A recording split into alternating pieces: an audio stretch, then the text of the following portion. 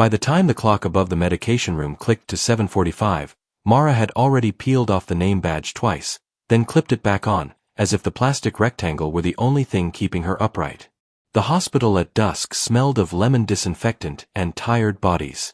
She signed the log with the same careful loops she used on charts, finished her shift, and felt the weight of 12 hours press into her calves. Outside, the parking lot breathed heat. The sky was the color of a healing bruise. Mara sat on the low concrete wall and let her shoes dangle, toes numb, thinking of nothing because thinking had been spent. Inside her pocket was a folded note from the daycare reminding her she was late again. Inside her chest was the ache that came from holding strangers together while her own life frayed quietly. She counted small things. 3 birds on the power line. A paper cup rolling. The old man on the 3rd floor whose pulse finally steadied when she sang under her breath. The way the young mother had gripped her wrist and whispered thank you like a prayer. Mara was good at being useful. It had been her safest shape. She stood to leave, then the air changed. A chopping sound pushed through the evening, distant at first, then nearer, vibrating the bones. People looked up. Phones came out. A security guard started waving arms, his mouth moving without sound. The helicopter descended into the far end of the lot, wind flattening the weeds, grit stinging her eyes. Mara froze, badge finally unclipped, fingers white around it. She had not seen a helicopter land here before. Not like this. Soldiers spilled out, boots hitting asphalt in practiced rhythm. They moved with purpose that bent the space around them. She thought, absurdly, of how they would scuff the paint. Someone said her name. Not loudly. With certainty. Mara turned, heart doing a small frightened animal thing. A man in uniform stood before her, helmet tucked under his arm. His face was young and old at once. He saluted. "Ma'am," he said. The word landed wrong. She laughed, a soft apology sound, already shaking her head. "I think you have the wrong person." He did not smile. "Mara Ellison," he said, pronouncing it like something he had practiced. "We're here for you." She felt the parking lot tilt. Ellison. A name she had taken back after the divorce, after deciding to be whole even if alone. Her mother had always said names mattered. The soldier's eyes flicked to her badge, then back to her face, as if confirming a map. "I'm a nurse," Mara said, because that was the truth she knew how to offer. "I just finished my shift." "Yes, ma'am." Another soldier approached, older, lines at his eyes like worn pages. He nodded to her with respect that made her throat close. Around them, the helicopter idled, a held breath. The security guard hovered, hands useless. A few staff watched from the doors, curiosity edged with fear. "I can't," Mara said. She did not know what she meant. "Can't go. Can't be who you think. Can't leave my car unlocked. Can't be more than this tired woman with sore feet and a dented lunchbox." Her phone buzzed with a message from daycare. She didn't look. The older soldier spoke gently. "We won't take long. There are questions. Some records. We'll explain." Explain what? Explain how the past reached forward and touched her sleeve. Explain why the thing she had folded away years ago had unfolded now, loud and public. She thought of a winter morning long ago, of a woman in a coat too thin, of learning to hold a baby while the world changed shape. She had learned to be quiet, to endure. "I need to call someone," Mara said. Her voice sounded like it belonged to another room. "Of course, ma'am." She stepped away, hands shaking, and dialed the one number she still knew by heart. It rang and rang. No answer. She left no message. What would she say? "Come quick, a helicopter is here for me." "I don't know why." When she turned back, the soldiers waited without impatience. The older one offered a bottle of water. She took it because her hands needed something. The plastic crackled too loudly. They walked her toward the helicopter. The wind lifted her hair, slapped tears from her eyes she hadn't felt arrive. She looked back once at the hospital doors, at the fluorescent promise of order and routine. A place where her hands knew what to do. As she climbed the step, the young soldier steadied her elbow. "We've got you," he said, "not as comfort but as fact." Inside, the noise swallowed thought. She buckled when told. The door slid closed. The ground dropped away. Mara pressed her badge to her palm until the edges bit. Below, the hospital shrank to a bright, ordinary building. Across from her, straps rattled and a medic adjusted a headset without looking at her. The interior smelled of oil and cold metal. The city lights thinned, then disappeared. Mara closed her eyes and saw hands she had held, faces she had memorized and released. She thought of the version of herself that learned to survive by being small, by saying yes, by staying. She felt that self loosen, frightened, stubborn. The helicopter carried her onward, and with it a question she had never dared ask, heavy as the night. It pressed against her ribs, unnamed, insistent. Somewhere below, a child slept waiting for her mother. Somewhere ahead, a past waited to be spoken aloud, finally. She inhaled, exhaled, and let the noise carry her forward without answers or permission to night alone. She did not cry. She counted breaths. She wondered who she was when no one was watching. The helicopter turned toward the dark, and the life she understood fell silent behind her. The helicopter landed on a strip of tarmac that looked unfinished, like a sentence cut short. When the door opened, the night rushed in, smelling of salt and wet earth. Mara stepped down carefully, her legs still humming, and followed the soldiers toward a low building crouched against the dark. No banners. No cameras. Just a door that swallowed sound. Inside, the air was warm and plain. Coffee. Paper. A hallway with scuffed floors. She was guided into a small room with a table, 2 chairs, a pitcher of water. The older soldier stayed. The younger closed the door and stood outside. The quiet pressed in, sudden and intimate, like a held hand. "My name is Keller," the older man said. He did not offer rank. He took off his cap and placed it on the table. "Before anything else, I want to thank you." "For what?" Mara asked, though her voice already knew the shape of the answer. "For staying alive." The sentence slid under her ribs and lodged there. She looked at the wall behind him, a hairline crack running from corner to corner. Staying alive had never felt like a choice she made. It had been a series of small obediences. Breathe. Work. Feed the child. Keep going. "I don't understand," she said. Keller nodded. He pushed a folder across the table but did not open it. "You were registered under another name when you were born. There were reasons. Protective ones. Your mother was trying to outrun something very large with very little." Mara's hands curled in her lap. The room narrowed.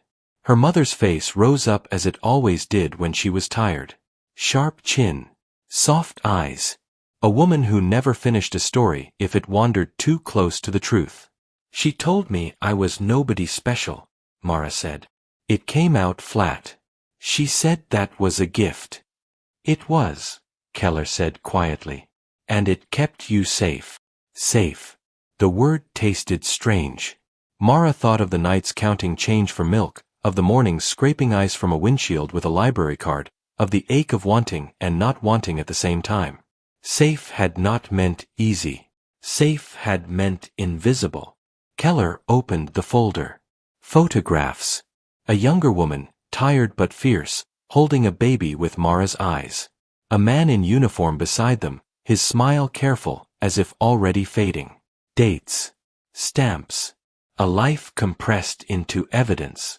"He was your father," Keller said. "He died when you were very small." Mara swallowed. She had always imagined her father as a blur.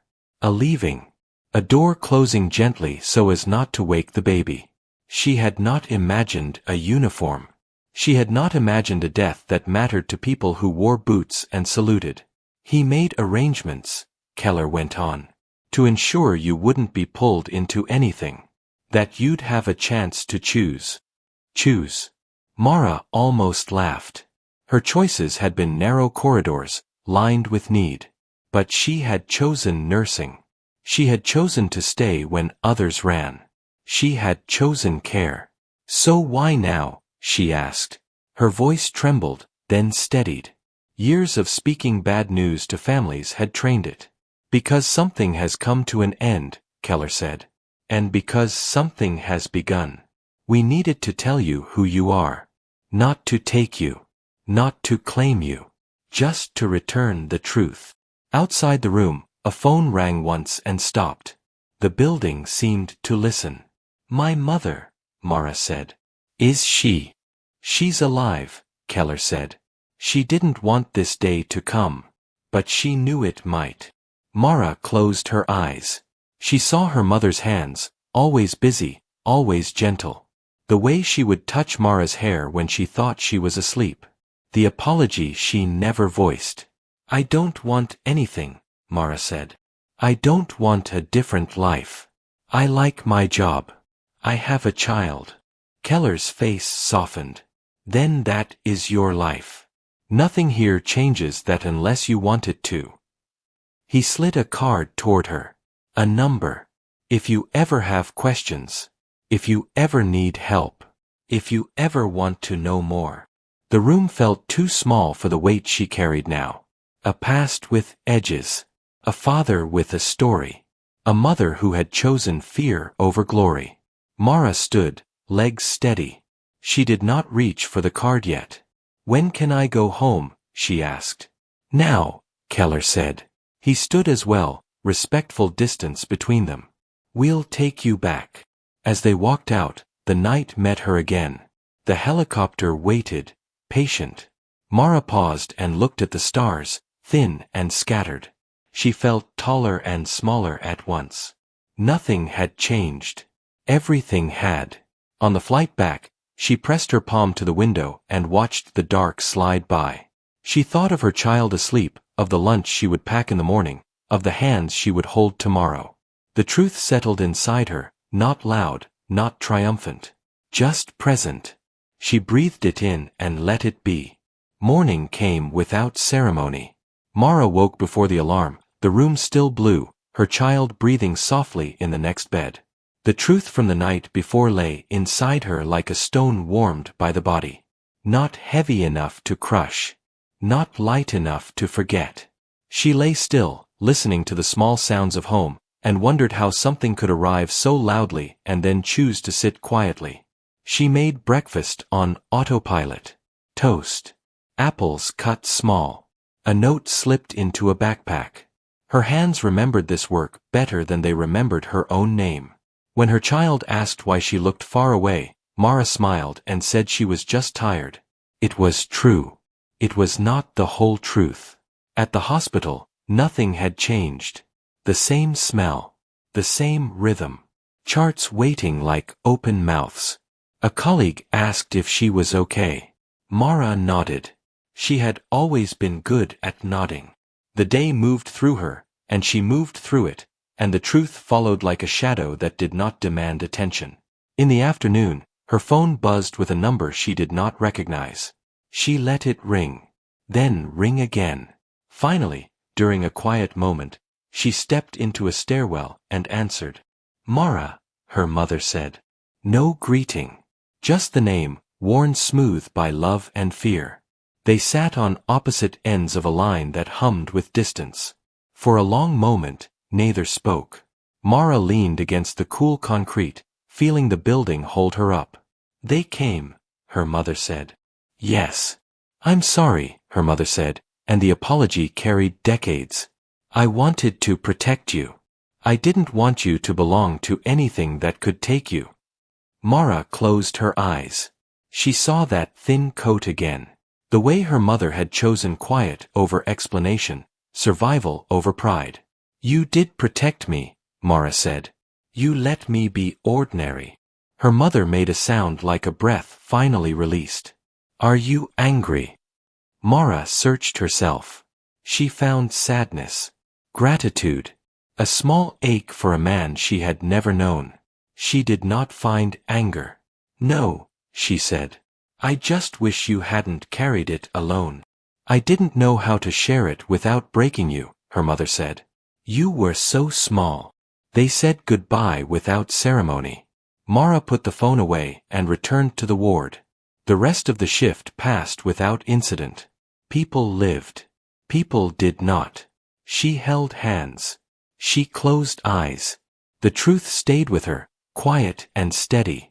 That night, after dinner and homework and a soft argument over bedtime, Mara sat at the kitchen table with the card Keller had given her.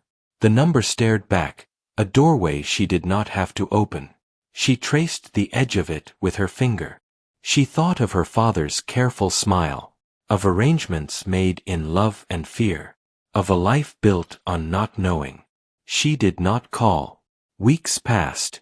The seasons shifted almost imperceptibly. Leaves browned at the edges. Mara's days filled and emptied. Sometimes she felt the truth pulse, asking for air.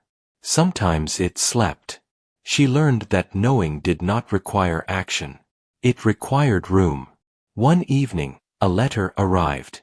No return address she recognized. Inside, a single page. A handwriting she did not know but felt, somehow, familiar.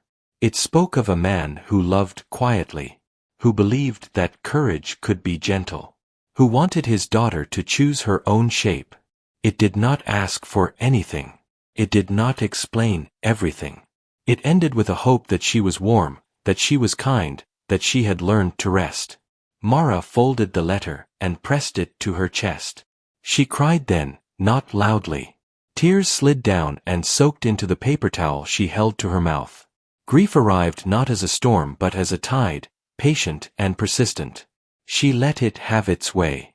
Later, lying in bed, she listened to her child breathe and thought about belonging. About how it could be a trap or a gift depending on who held the door. She thought about how she belonged here, to this small life, these ordinary acts. She did not need to be claimed to matter. The next morning, she clipped on her badge and went to work. The hospital doors opened. The world asked for her hands. She gave them, steady and sure, carrying the truth quietly, letting it change her without announcing itself.